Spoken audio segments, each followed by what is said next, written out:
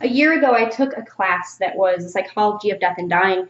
We did a lot of studying on bereavement and the mourning process, obviously the 5 stages of grief, but the more interesting part of the class for me was looking at the different religious and cultural aspects of death and dying and how it affects different cultures differently. No one's really comfortable with death and dying. It's not something that you hear a lot in conversation. No one looks forward to dying, but different cultures have different views. So for a second, before we get into the Hindu beliefs, I want you to look back on your life. Look back on the actions that you've taken throughout life. Specifically, look at the bad, those moments where you maybe did something you weren't supposed to, that you might regret now. Now balance those with the good things that you've done in life.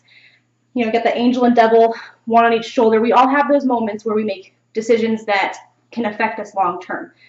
Now, Hinduism, which is the third largest religion practiced in the world, Funeral Wise suggests that there's over 1 billion people practicing currently.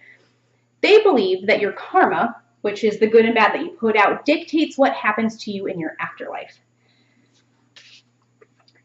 During the process of dying, there is what they call holding a vigil. And the Hindus believe that it's important to have family and friends around you when you're dying. They not only are there to comfort you, but it's just a very spiritual moment because, as I said, reincarnation, the karma, it dictates what happens in your afterlife. Now, your afterlife is not what most Christians believe as heaven or hell. It's actually reincarnation into the same world that's around you right now, just in a different form. And your karma dictates what form that is. Now, for the 24 hours before death, typically, especially with science as we have today, you can kind of tell when the last moment of your life is going to be. As I said, they hold a vigil, family surrounds the dying person, and it's important that they're there at the moment of death because within 24 hours after death, the body is to be cremated. Now, in Hindu belief, there is only 24 hours to prepare for your funeral before you actually are cremated.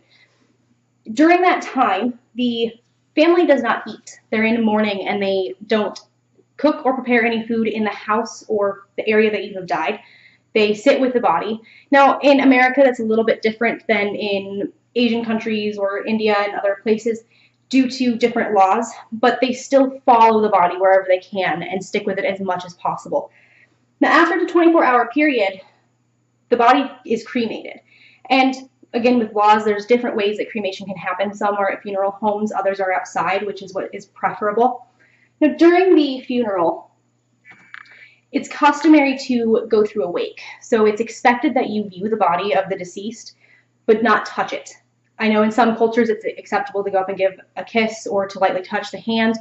In the Hindu belief, it's not. You're allowed to present flowers, but never food. That's mostly due to the mourning of the family.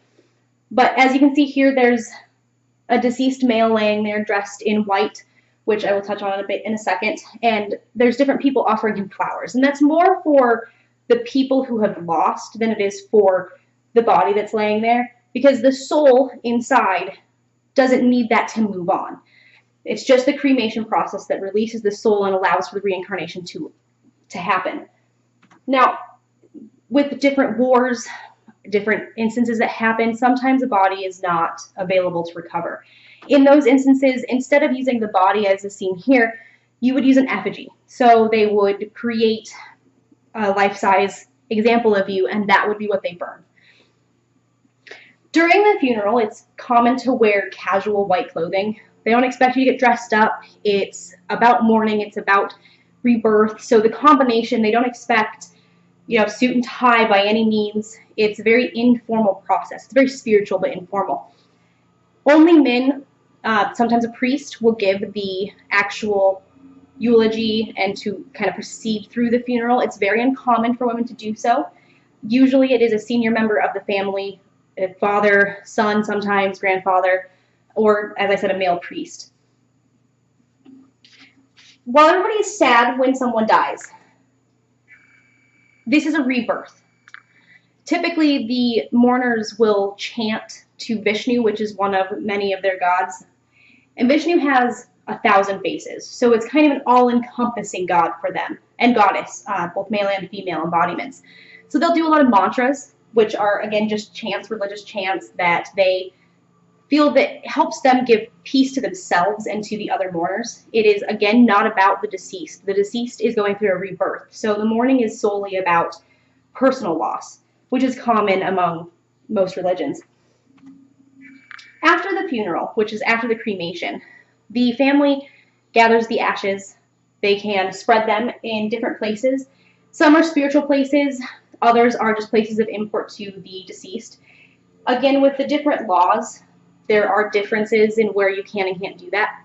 After the ashes have been spread, 10 to 30 days of mourning occurs for those who have lost. Typically, it's the spouse, immediate family. At times, it can be family and friends that are a little more distant.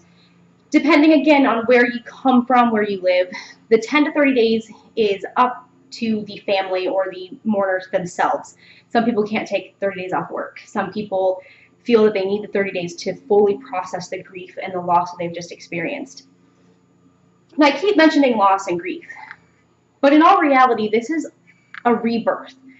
In Hindu religion, rebirth and death coincide. When you die, you go through a transition, your body is cremated, which releases your soul, and you again get reincarnated. As you can see here, this is an example of what goes through. And like Shiva, they compare the eternal dancer to their death and reincarnation process. As I said earlier, it is important that they reach for the one, the very last reincarnation where they've truly figured out the values and reasons of life. But until then, they just do the eternal dance as Shiva does.